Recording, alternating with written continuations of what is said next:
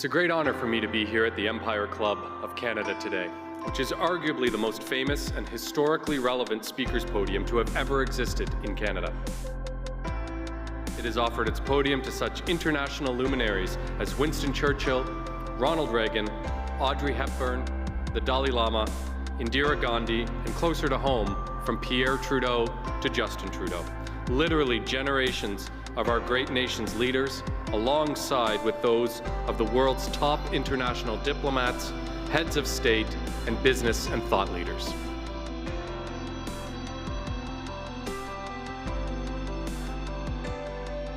It is a real honor and a distinct privilege to be invited to speak to the Empire Club of Canada, which has been welcoming international diplomats, leaders in business and in science and in politics. And when they stand at that podium, they speak not only to the entire country, but they can speak to the entire world. Good afternoon, fellow directors, past presidents, members, and guests. Welcome to the 117th season of the Empire Club of Canada. My name is Jan Westcott. I'm a director and vice president of the Empire Club of Canada. And along with my colleague, our president, Antoinette Tamello, we are your hosts for today's virtual event, The Future of Renewable Fuels and Low Carbon Leadership in the Canadian Fuels Sector, featuring Bob Espey, President and CEO of Parkland Corporation, and the Honourable Seamus O'Regan, Canada's Minister of Natural Resources. To begin this afternoon, I'd like to acknowledge the land we are broadcasting from is the traditional territory of many nations, including the Mississaugas of the Credit, the Anishinaabe, the Chippewa, the Haudenosaunee, and the Wendat peoples, and is now home to many diverse First Nations, Inuit, and Métis people. We also acknowledge that Toronto is covered by Treaty 13 with the Mississaugas of the Credit. For those of you tuning in from across the country today, we encourage you to learn more about the traditional territory on which you work and live. In acknowledging traditional territories, I do so from a place of understanding the privilege our ancestors have had in the country since they first arrived here. I imagine they felt a deep connection to the land and yet likely did not recognize how that connection to the land was built on displacement of others. Delivering a land acknowledgement for me is an important opportunity to reflect on our human connection and responsibility to care for the land, and to recognize that to do so, we must always respect each other. I now want to take a moment to recognize our sponsors who generally support the Empire Club and make these events possible. Thank you to our lead event sponsor, Canadian Fuels Association. I also want to thank our season sponsors, the Canadian Bankers Association and Waste Connections of Canada, and our event partner, VVC and livemeeting.ca, Canada's online event space for webcasting today's event. Now, just for a few logistical items. First, if you're finding your internet feed is slow, please see below and click the Switch Streams button. And don't hesitate to press the Request for Help button available to you if you're experiencing technical difficulties. Our team will be happy to assist you. I also just want to remind everyone on this call that this is an interactive event. We encourage you to take advantage of the question box to the right of your screen and let us know what is on your mind and if you have any questions. It's now my pleasure to call this virtual meeting to order. The climate crisis is at the forefront of many of our day-to-day choices, such as choosing to recycle and compost or opting for reusable products rather than single-use plastics. Our government is also working on fighting climate change by setting the goal to be emissions-free by 2050. Today, we'll look at how Canada's fuel sector is helping support the process. The fuel sector is one of the largest contributors to greenhouse gas emissions. It's important to see what steps the sector is taking to help reach Canada's goal. Bob Espey, Parkland President and CEO, is joined by Canada's Minister of Natural Resources, the Honourable Seamus O'Regan. They'll discuss the role of the fuel industry in Canada's fight against the climate crisis. Without further delay, let me introduce today's speakers. Mr. Espey was appointed President and CEO of Parkland in 2011 and has successfully led the evolution of Parkland from a regional independent into an international marketer of fuel, petroleum, and convenience products. He has overseen several transformative acquisitions, including of Chevron Canada's downstream fuel business, the Ultramar business from CST Brands, the expansion of Parkland in the United States, and in 2019, the addition of Sol, which expanded Parkland's operations into the Caribbean region. Prior to joining Parkland, he held a variety of senior management roles across a diverse group of industry sectors and as a consultant in the United Kingdom. He also has experience in the Canadian Navy, where he spent 4 years as a commissioned officer. Mr. Espey serves as chair of the board of directors for the Canadian Fuel Association and is a member of the board of directors of the Society of Independent Gasoline Marketers of America.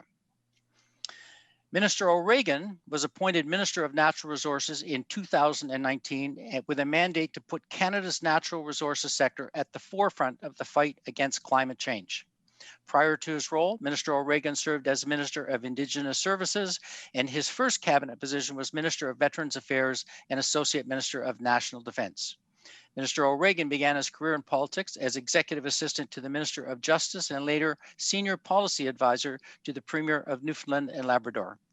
He's known to many Canadians for his 10 years as co-host of the country's top morning news program, Canada AM. He has championed causes dear to him, namely mental health and the arts and the environment. I would now like to introduce Bob Larock, President and CEO of the Canadian Fuels Association, to introduce us to today's session. Bob. Thank you, Jan, and special thanks to the Empire Club of Canada for presenting today's event. I would like to begin by acknowledging that the land on which I am today attending this meeting is on the traditional unceded territory of the Algonquin and Anishinaabe people. The Canadian Fuels Associations and its members see remarkable change ahead, and we're really excited about the opportunities our sector can play in Canada's low carbon future. For 150 years, our industry has kept Canada on the move. Throughout our history, we have harnessed innovation and adopted technology that has allowed us to adapt to the evolving needs and expectations of consumers, businesses, and governments across Canada. Today, more than 117,000 workers across Canada work behind the scenes 24 hours a day, 7 days a week to keep people and goods moving across the country and beyond. Our members produce and distribute 95% of the transportation fuels and lubricants that Canadians rely on every day. The value and reliability of our sector has been on full display throughout Canada's response to the pandemic.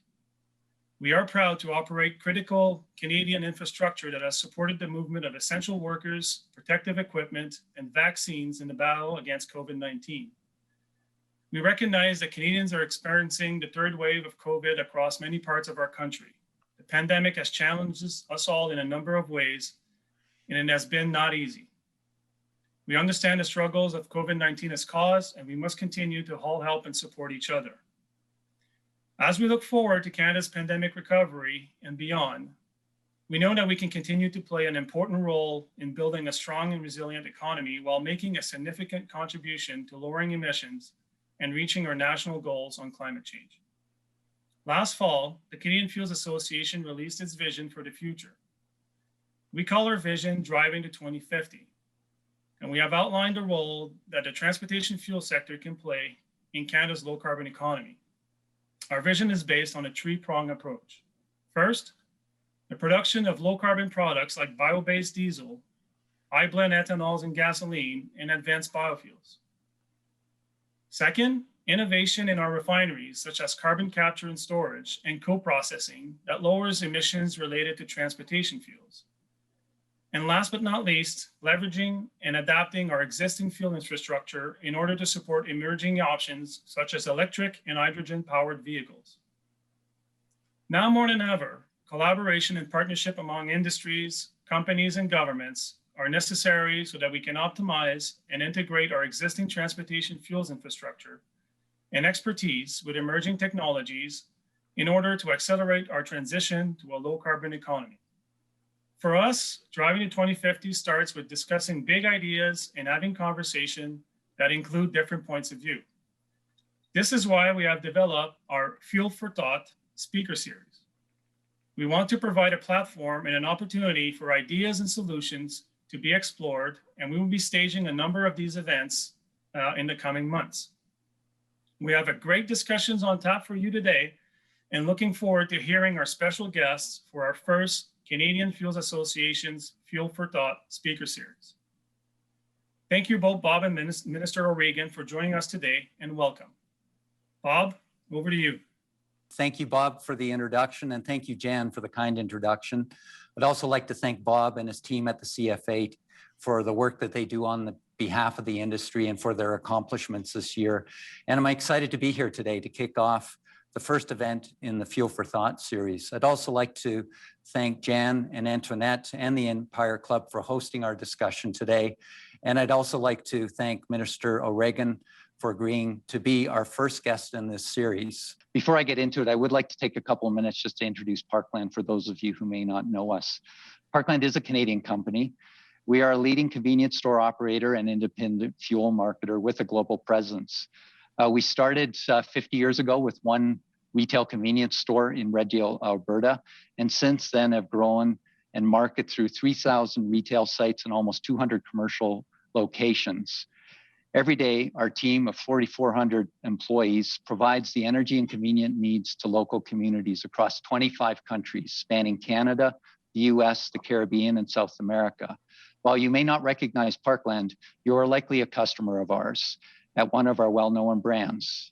These are On the Run, Chevron, Ultramar, Pioneer, and Esso, and are one of the 1 million customers per day who depend on us for their mobility and convenience needs. Our geographical footprint provides us a unique perspective on how the energy transition is affecting different regions. We are exposed to some of the most aggressive targets on the planet in California and BC, as well as in emerging markets where governments look to Parkland to assist with the transition.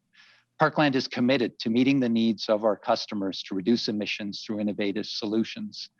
For example, Parkland's refinery in Burnaby, BC, which supplies 25% of British Columbia's transportation fuel and 30% of Vancouver Airport's jet fuel, has been working and is one of the first refiners in North America to co-process low carbon fuels. Using existing infrastructure, this technique has allowed us to co-process Canadian-made biofeedstocks such as canola and tallow with conventional crude oil and manufacture low-carbon gasoline, jet, and diesel. These fuels have reduced the carbon intensity of conventional liquid fuels by up to 85% and can be used in existing vehicles and infrastructure. So with that, I'd like to kick off with our first question for Minister O'Regan. The Canadian Fuels Association's Driving to 2050 report represents our industry's commitment to working with government and other stakeholders to support the energy transition, strengthen our economy, and make a significant contribution to Canada's low-carbon future. How do you see the Canadian transportation fuel sector fitting into Canada's low-carbon economy? First of all, Bob, can you hear me? I can hear you. I don't take anything for granted. And you're quite right. This is how we manage. But it's great on the flip side that I have this opportunity to speak to so many members of the Empire Club and to be able to speak to you. So you guys factor in hugely. And look, I'll give you, Parkland some shout out here because what you're doing in Burnaby, it's the first facility in North America to use existing infrastructure to produce low carbon fuels. And the results are exactly what we hope for, lower carbon intensity, lower GHG emissions, an eighth, I think, of the carbon intensity of conventional fuels. So, that is really significant. So hats off to you. We think, we've put $1.5 billion aside as part of our strengthening climate plan, which we announced in December. And look, we have the opportunity, I think, with clean fuels to lead. It's something that the Americans are already moving so fast on. We put out our clean fuel standard. They're already adapting to it. They're already reconfiguring refineries so that they can sell to us. They can produce fuels to export to us, and we want to supply ourselves where we can. We also want to export to the world. When we talk about energy transition, we often focus on electrification, or we focus on renewables, wind and solar, energy efficiency, home retrofits is another big one. Or, for oil and gas, we talk about overall, ways to lower emissions. This is a real tangible way to do it to do it in short order, to demonstrate that the clean fuel standard is what we intended it to be, which is a way to advance Canadian competitiveness while at the same time lowering emissions, which everybody knows we need to do. The International Energy Agency cited clean fuels as the often overlooked giant of our net zero future. Up to 90% fewer GHG emissions than conventional fuels can be made from a whole bunch of sources that are abundant in this country, right? Canola, wheat from agriculture, forest waste, municipal waste. You can make from clean electricity from natural gas, petroleum, when we can do CCUS. So there are a lot of things that tick off a whole bunch of boxes really for us. I often, Bob, I'm a very practical guy. I mean, I'm broadcasting from St. John's, Newfoundland, where, for those in the audience who aren't aware, in this province, not only are we an oil producing province with our offshore, but we are more dependent on the revenues from oil than Alberta or Saskatchewan. You guys in Alberta have done a better job than we have in diversification. We have to follow that because that's always important for any economy. But getting this right is extremely important to me personally.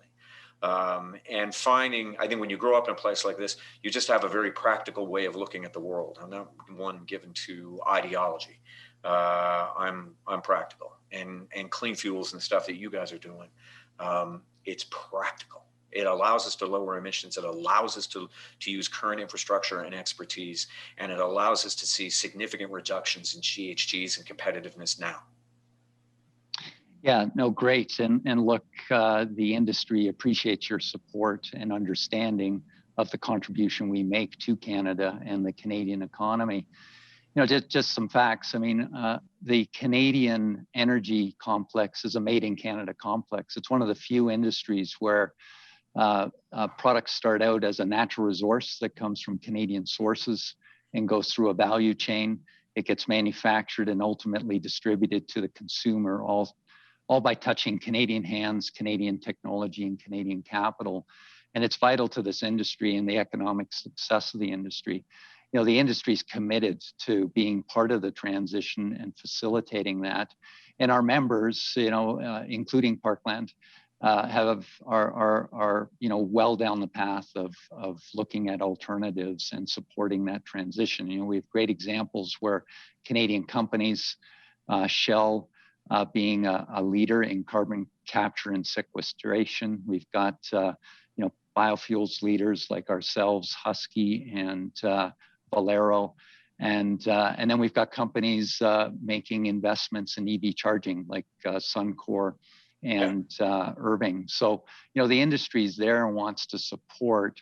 The key for us is that as we go through the transition, is that we get aligned around the regulatory environment, that we also help businesses transition. Again, when we look at biofuels and co-processing as an example, the requirement for renewable diesel and renewable hydrocarbons is going to increase. And what would be a travesty is that if we start to outsource that, and if that production ends up in other jurisdictions. Currently that demand is being met through imports. 55% of it comes from Europe, another 25% from the US, and the balance comes from Asia. And it really is incumbent upon us to support the transition and start to invest and make sure that we can maintain that made in Canada value chain that we currently have. Bob, you're absolutely right about regs. I mean, that is one, that without dispute, that indisputably, that is what the government has got to get right.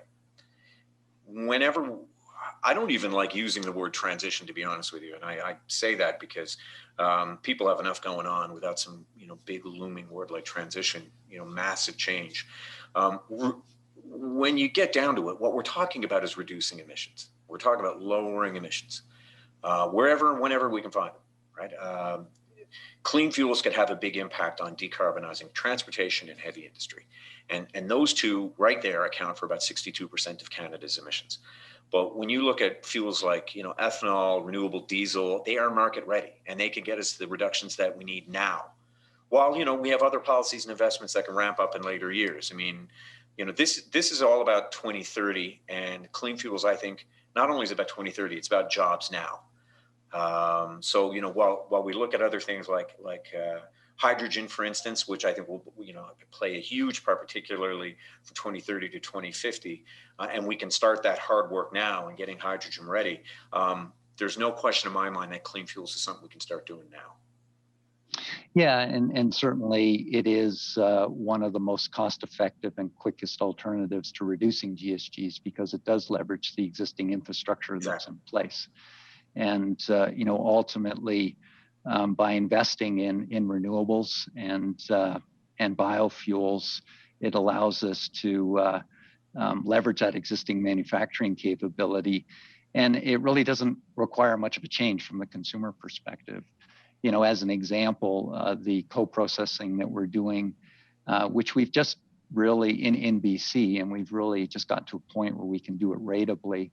It's the equivalent of taking 100,000 vehicles off the road from an emissions perspective this year, and can quite easily be scaled to a point where, in the next 5 years, you could take 1 in 4 cars off the road in BC from an emissions perspective.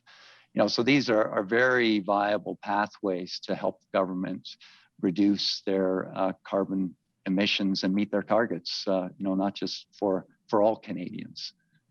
Yeah, and you watch how quickly the Americans are moving here. As I said before, they're already retooling things. And look, one of the most effective lobby groups in Washington is the farm lobby. Even before the president got sworn in, they were already working very hard on exactly this, on clean fuels, on ethanol, and others that can be made from canola, from stalks, from agribusiness. And when they move big, as we know. It is kind of when I was sitting in on a meeting with the president and the prime minister a month and a bit ago, it was head spinning, really, when you look at where we have come from the Trump administration to the Biden administration. As the prime minister rightly pointed out, you'd be developing the communiques with the Trump administration, and they would extricate the words climate change from any reference. Here comes the Biden administration that insists it be in the headline and the by headline. And, this has become a massive focus. You're talking trillions of dollars. Ultimately, this is, I think, an amazing thing for the planet. I think it's also very good for the Canadian economy. The clean fuel standard and the price on pollution were brought in over the past number of years, and it wasn't easy. I think, to put it mildly, it especially wasn't easy when you had an administration south of the border that was, ignoring those standards or tearing them up where they could find them. I think what we'll see now is a much more level playing field, and we're good at this. Given a level playing field, we're very good at this. And the whole idea behind the clean fuel standard and the pollution price was to increase the demand for clean fuels and to make conventional fuels more expensive. So that we were lowering emissions and that we were using the marketplace. That was the whole idea. The only way that we are going to see the sustained change that we need in order to lower emissions and to meet our targets and to have more, equally to the point, I would say, to have a competitive economy in this country, is by incenting the marketplace. There's not enough, public capital in the world that I can see. John Kerry made this point in another meeting I held with him. We need the private sector. That is what is going to drive this in a sustained way. So, as you mentioned, there are things that we can be doing, like in the regs, gaps in codes and standards. If those gaps exist, they can serve as impediments to technologies entering the market. We're working on that, and we need to make sure that as industry and transportation users face higher costs to adopt new equipment needed to switch fuels on top of higher fuel costs, that, we look at those barriers. There are barriers to uncertainty, but clean fuels answers right now a lot of what we need to do in order to make sure that we lower emissions. Yeah, and as you alluded to, energy transition will take longer in different channels of our business and different forms of energy. So for example, fuels like diesel for marine, jet for aviation, diesel for rail and trucking, that will have a longer lead time. And certainly, again, this is an area where the refining sector can help and help shape the future of these fuels. You know, one of the things you talked about is support for our sector. And, you know, as an interesting stat, in the US, they have announced 9 times more capacity for renewable fuels manufacturing than Canada has in the last 12 months.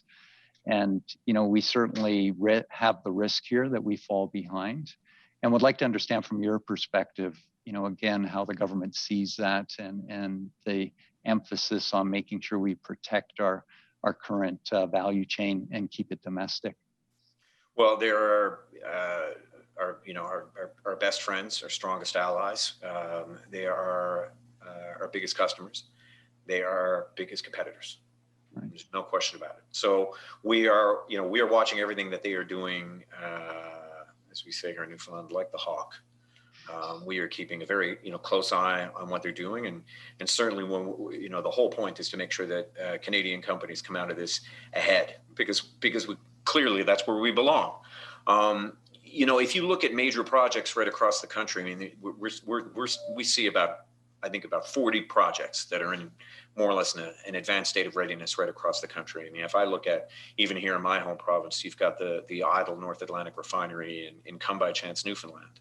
It used to refine oil and gas, but are there other opportunities there for it? Refining renewable natural gas, or what else could it be used for? I mean, Parkland, is what you guys are doing. Then you got Enerchem, which is doing municipal waste to fuels in Edmonton.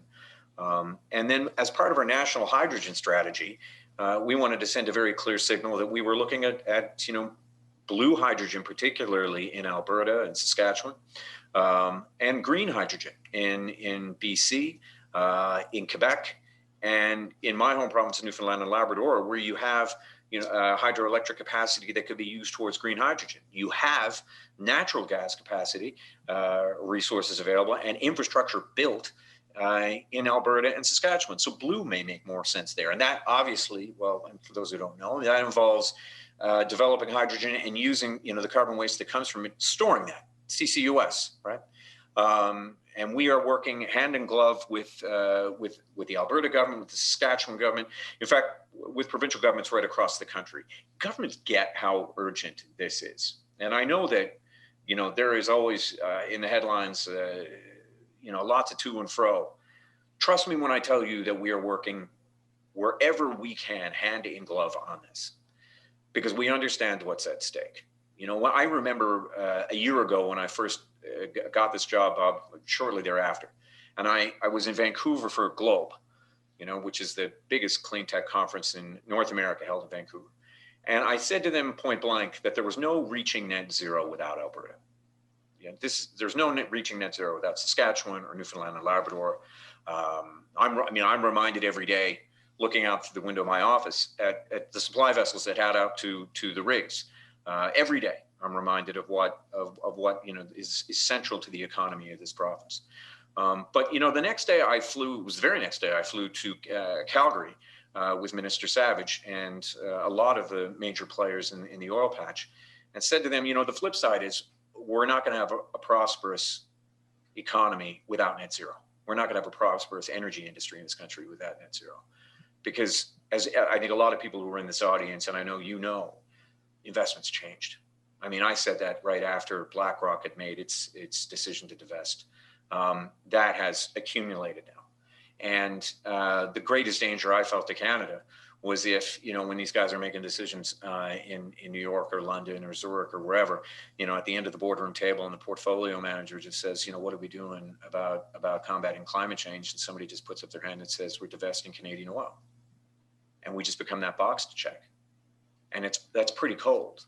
But I think enough people around here know that that's often how it works. So the trick then is, okay, what's on the other side of the ledger That's the box to check that indicates that a jurisdiction is serious about combating climate change. And what we knew then was that it was congealing around net zero. And we know that now. That is, in fact, what investors are looking for, to know that companies or jurisdictions or regions of a country are taking this seriously. And industry responded, provincial governments responded, people got it. And I can tell you, the government of Alberta, the government of Canada take this very seriously. I take it very seriously. Everybody only has so much bandwidth, as they say. You can either spend it, playing politics, or you can get the job done. There are more people who are more interested in getting the job done than, I think, putting out good tweets. Right. Yeah, no, again, certainly appreciate that commitment to supporting the industry. And it is interesting. I mean, our industry has, again, as I said at the beginning, it is a made in Canada value chain with made in Canada technology. And we have some of the brightest engineers and managers working every day in this space. And ultimately, are well positioned from a human capital perspective to look at transitioning.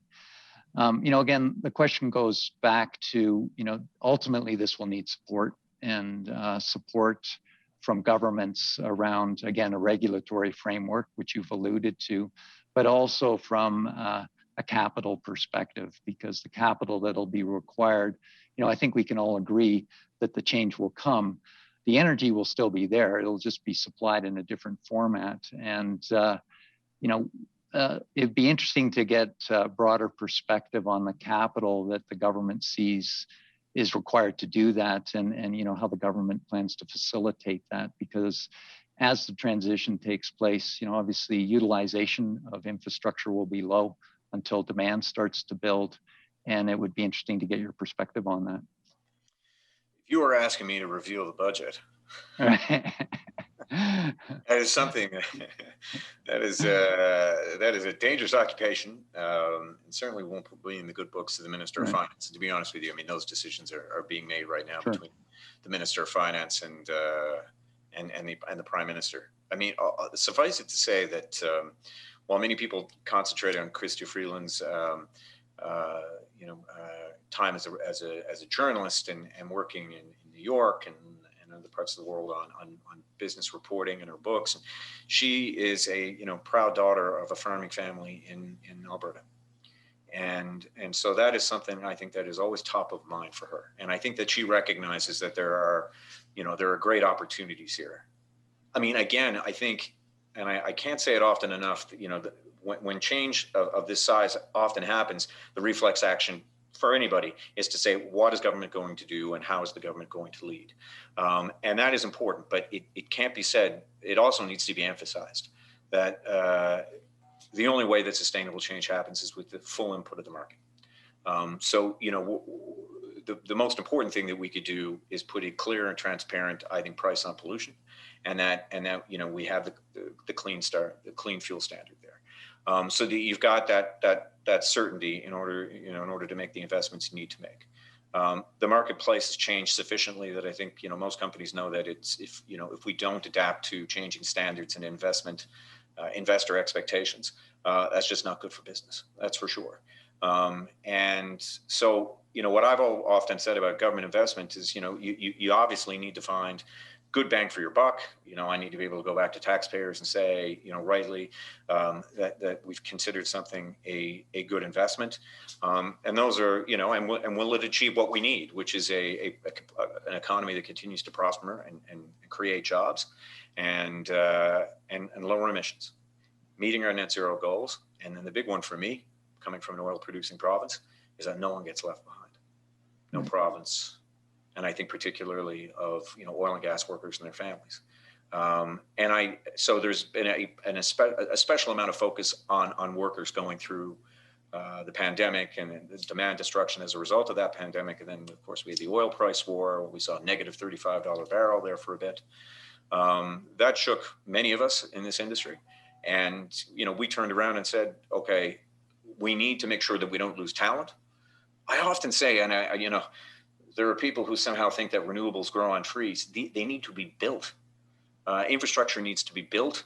When we talk about clean fuels, who does that? It is the same people who built this industry, and within a generation, really figured out how to, take oil out of sand, and suddenly, but within a scope of a generation or two, we're the fourth biggest producers of oil and gas in the world. That is an incredible achievement. We need that level of expertise and that knowledge of complex engineering in order to lower emissions. It's the same people. And we can't afford to lose talent. We can't afford to lose these people. The Orphan and Inactive Well program that we put in, a year ago at $1.7 billion was meant to keep people doing good work that we need, using that expertise and experience that they have, knowing full well that we're going to need them as we move into, lowering emissions and an increased role from renewables. A, because it's what we need to do. B, also because it's what the market is demanding. So how can we best invest as a government in those projects? Clean fuels, I can tell you right now, is somewhere where I consider it a good start. The fact that we have $1.5 billion for clean fuels coming out of our Strength and Climate Plan, I think is a very good indication of where we know we need to go. Great. Yeah, again, we appreciate, the industry appreciates that commitment. And certainly the opportunity is there to keep this as a made in Canada value chain. We currently are using feedstocks from Canadian farmers and move that through our plant. So again, the opportunity is there to continue to keep this a Canadian industry and supply the energy needs of Canadians through Canadian assets and capital. Bob, I'll just interject, but just to color that picture. Farmers benefiting from selling, stems and stalks of their canola, which just, adding value to what used to be waste. Same for sawdust and branches in the forestry industry. Traditional refiners, I think, are going to pivot to start producing clean fuels, as we're seeing south of the border already. And the Americans work very fast, as we know, and, responding to our clean fuel standard.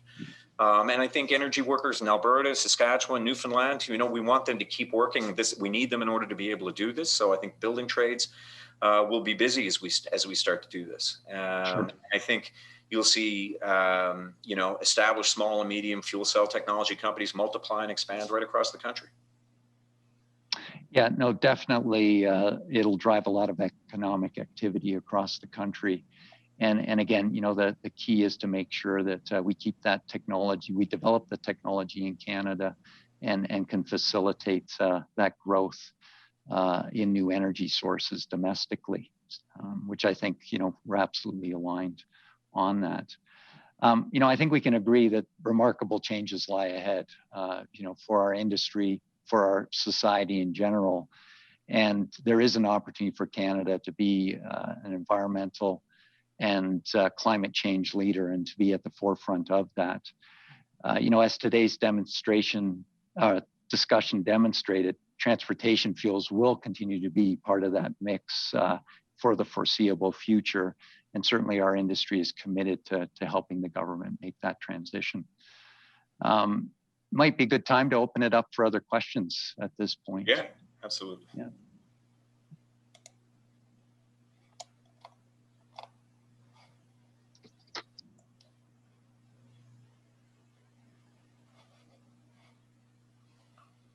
I think we're.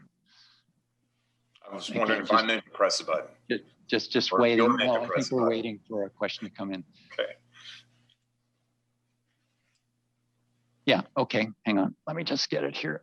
It's on a different monitor here.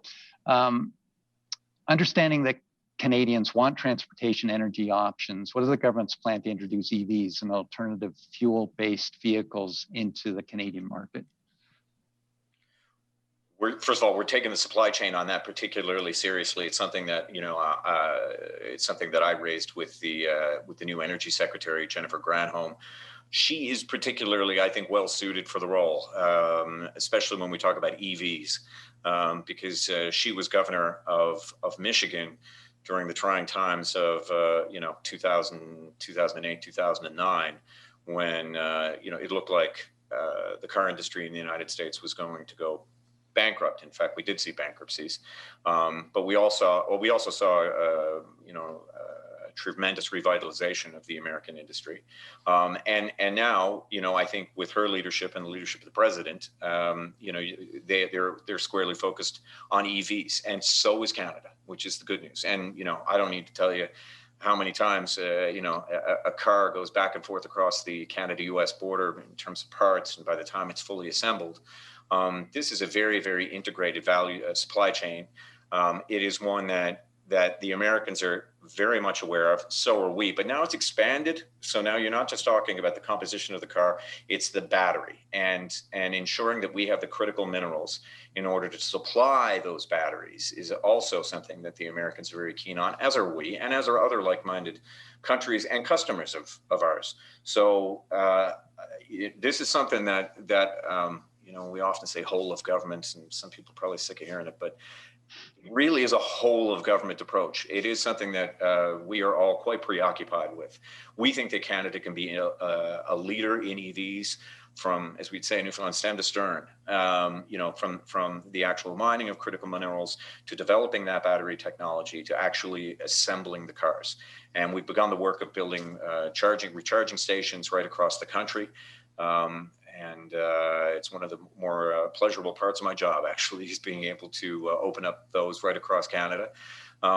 And so we're looking at that. We're also looking at things, you're right to bring up something that, squarely belongs with government, and that's on regs, harmonizing codes and standards to make sure that in Canada and the US, you've got seamless EV travel. That's stuff that we're working on right now. There's huge potential there for us. And I think there's huge potential. If you look at Alberta too, it's a huge opportunity in the critical mineral sphere there as well. We need lithium, and there could be upwards of, I think it's in the Leduc formation. There could be about 10 or 11 million tons of lithium carbonate there alone. So watch this space. We're moving, I think, very quickly in it, and we're doing it with the Americans. Great. Do we have do you foresee Canada moving to a common set of low carbon standards across the country, reducing differences between provinces? Something that obviously I'm not going to. Is it something I would like to see happen? Yes. Is it something that, we obviously have to sit down with the provinces and work out? Yes, absolutely. I'm keenly aware of jurisdiction in these matters as well. And I think, every federal politician should be. There are matters that are clearly within federal jurisdiction. There are matters that are clearly within provincial jurisdiction. Natural resource development is one of those things. But in terms of harmonizing for the use of EVs or EV production or critical minerals, these sorts of things, I have a very good working relationship, certainly with my provincial partners going right across the country. We need to keep that up. There is a lot at stake, and I think, as I say, I think everybody in the room has an appreciation for how much the markets have moved in this space. Government needs to keep up, and we can't be squabbling about these things. So wherever I think we can harmonize in this country, we need to be able to do that. Another question here around, supporting innovation. It relates to supporting innovation, but allowing the market to drive it. Do you foresee a market being developed and supported to trade carbon compliance and offsets across Canada? I think we have a couple of jurisdictions where that happens in BC and Quebec. Do we see expanding that? Yeah, I think, look, the bottom line is, I think in order to create a level playing field and a competitive sphere, wherever we can find areas in which we can harmonize regs, the better. It does require some work. Provinces are rightly guarded over their jurisdictions, but the federal government has, I think, a role to play here to lead. And I think there's a tremendous amount of goodwill, and there is, in my opinion, in my conversations with my provincial colleagues, an understanding that it's a Team Canada approach that we need here. That got us through, the renegotiation of NAFTA, which was tough. But we got it done, and one of the ways we got it done is we made sure that it wasn't just, and not just provinces and premiers and respective ministers, but also industry and also unions, making sure that we all work together and with a real Team Canada approach and a common lobby effort, we were able to get through that. It worked. We wanted to, continue to work in terms of how we not only make sure that we survive all this kind of change and churn that's been thrust upon us during this pandemic as energy markets fluctuate, but that we lead. And we have every ability to lead here. So, government has to look very carefully at making sure that we incentivize the right investments, and that we harmonize where we can, that we send clear signals to the market of where we need and want to go, so that business can make the investments it needs to make. Right. Another question here, back to hydrogen. And, the federal government did launch its hydrogen strategy. What is the role that development of hydrogen can play in diversifying Canada's future energy mix and helping to achieve net zero by 2050? There is a tremendous amount of enthusiasm about hydrogen.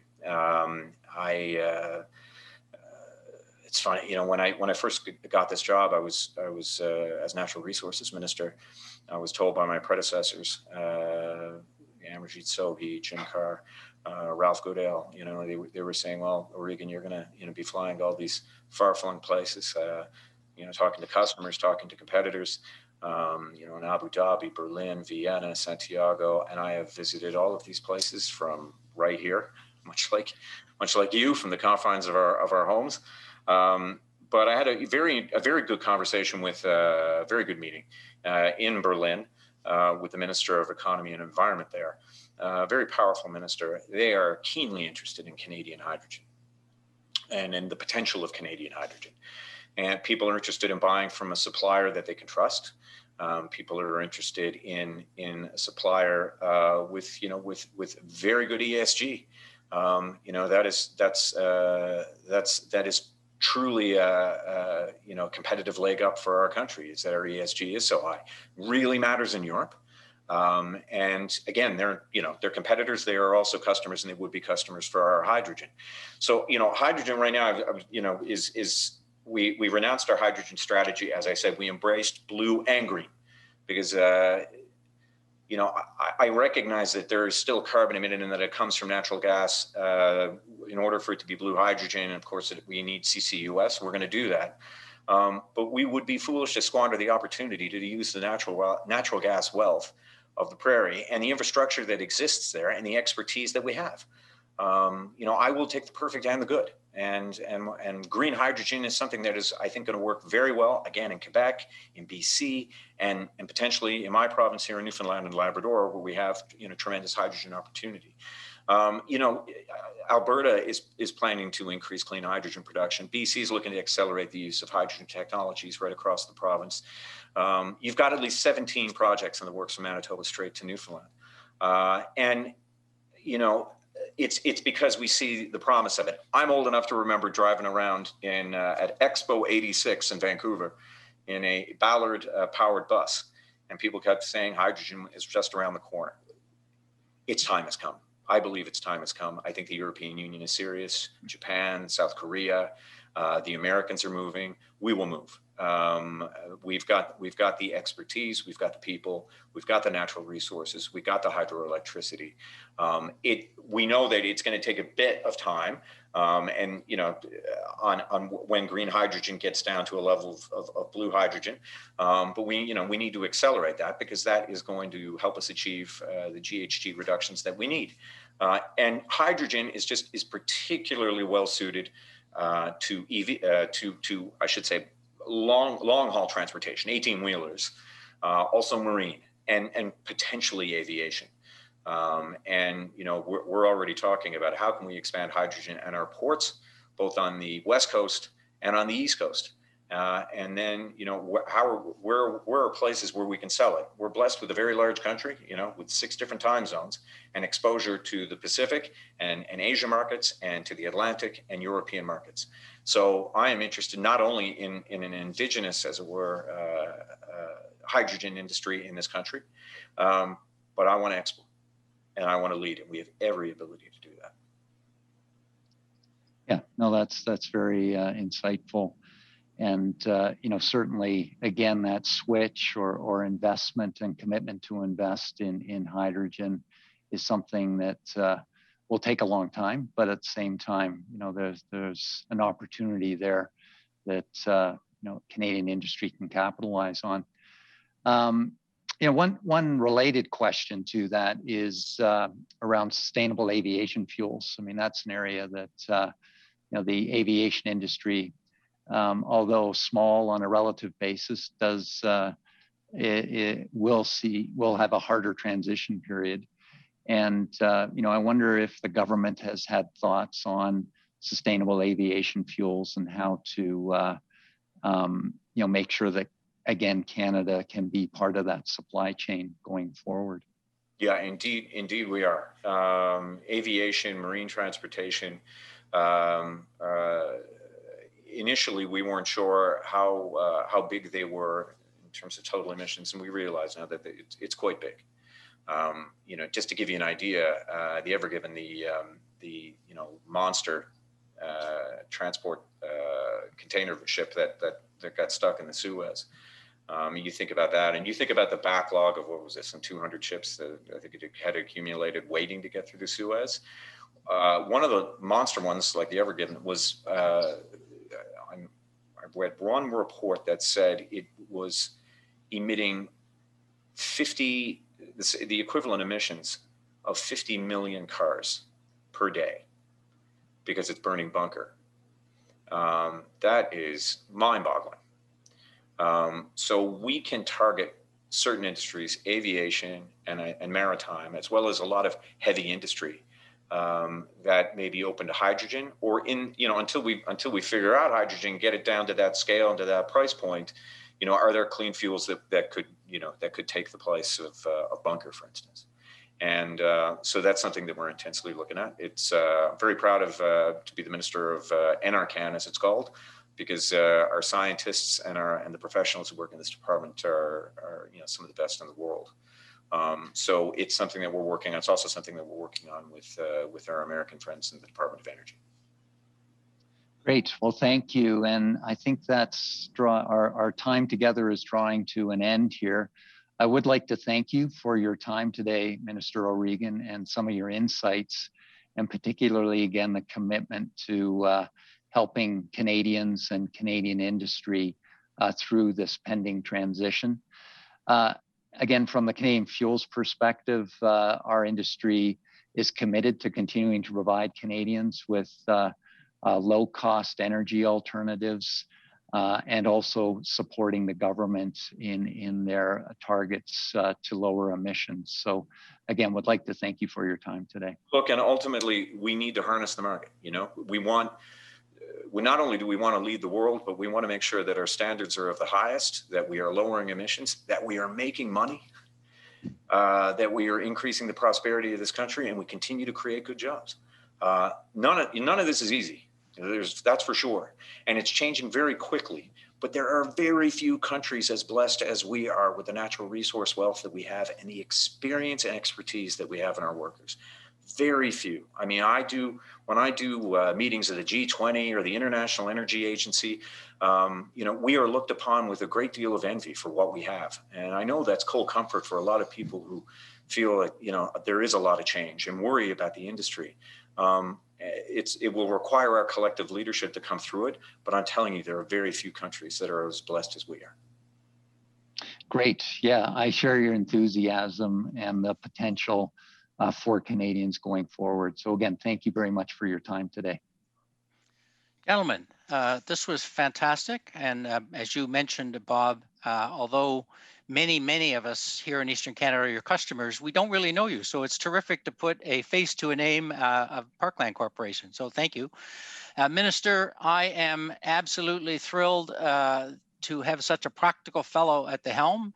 I'm encouraged by today's discussion. I actually learned a great deal, and I'm far more optimistic about our prospects going forward. So thank you to both of you. It has been an illuminating discussion, and one that I hope we continue to see and hear about in the weeks and months ahead. As part of my duties as the host today, I want to mention an upcoming presentation that we have with Peter Rutledge, President and CEO of the Canada Deposit Insurance Corporation on April the 12th. Registration for all of our events are free. I now declare this meeting to be adjourned. Thank you very much and have a great afternoon. Thank you, Thank John. you.